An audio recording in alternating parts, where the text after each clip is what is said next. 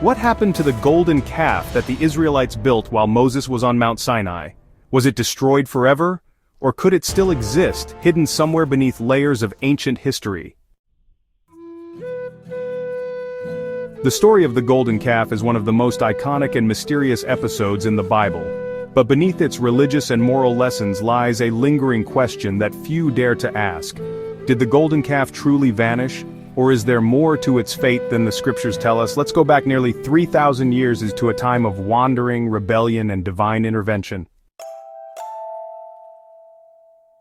According to the book of Exodus, the Israelites, led by Moses, had escaped slavery in Egypt and were journeying through the wilderness. At Mount Sinai, Moses ascended the mountain to receive the 10 Commandments from God. But as days turned into weeks, the people below grew restless. They began to fear that Moses had died or abandoned them. In desperation, they approached Aaron, Moses' brother, and demanded a new god, one they could see and touch. So Aaron, feeling the pressure from the crowd, asked everyone to hand over their gold jewelry. With all that gold, he went ahead and fashioned a statue, a golden calf. The people were overjoyed and began to worship it, even declaring, "This is your God, O Israel, who brought you out of Egypt."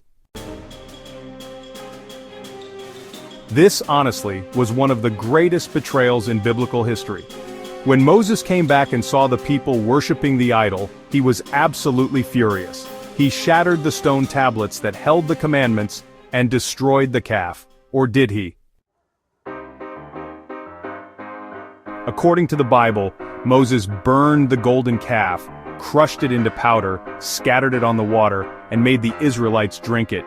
It's a pretty bizarre punishment, right? But how do you burn gold anyway? Gold actually melts at extremely high temperatures, and even if you grind it into powder, it still exists in some form. This has led many historians, archaeologists, and theologians to question, what really happened to the golden calf?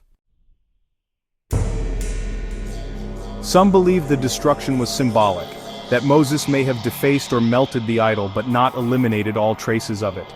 Others suggest the calf may have been hidden by its worshippers before Moses returned, but the mystery only deepens when we consider the ancient context.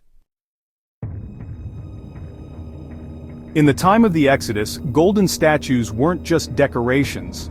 They were sacred symbols of power and protection. The image of a bull or calf was already prominent in Egyptian and Canaanite religions.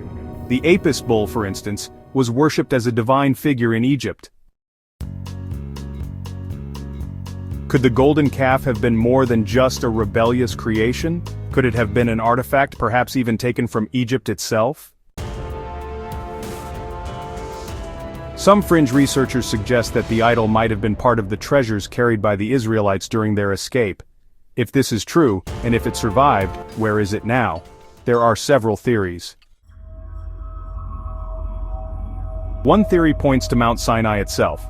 According to some explorers, ancient carvings of bovine figures have been found in the region of Jebel al-Lawz in modern-day Saudi Arabia, believed by some to be the real Mount Sinai. These images suggest that bull worship might have taken place in the area.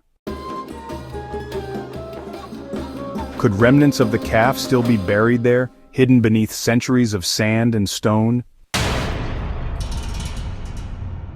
Another theory suggests that the calf may have been hidden by Aaron or his supporters before Moses returned.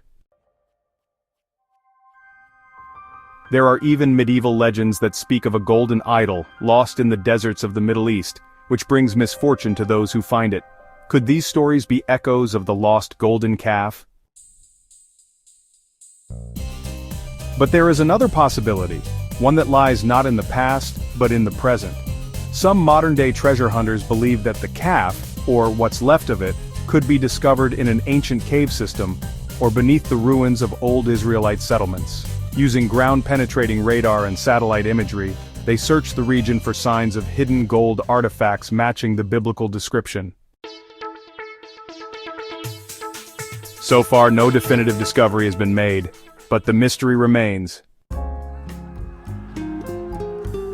What makes this story even more fascinating is how the golden calf has remained a powerful symbol across time.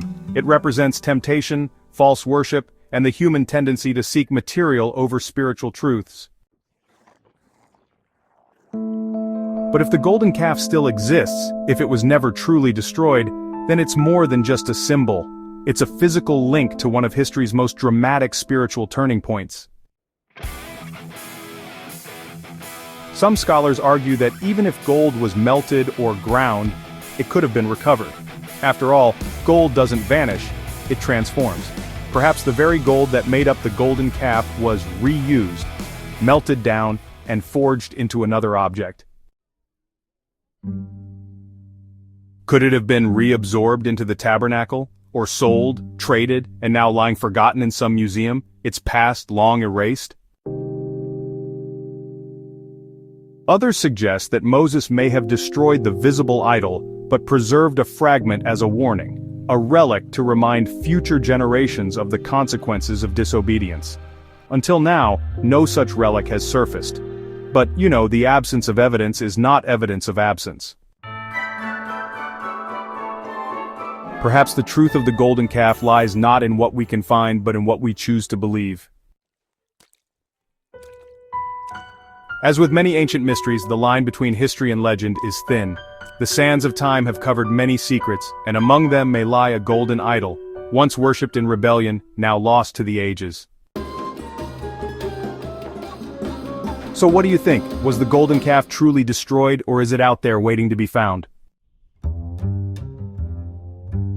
The mystery endures, and the search continues.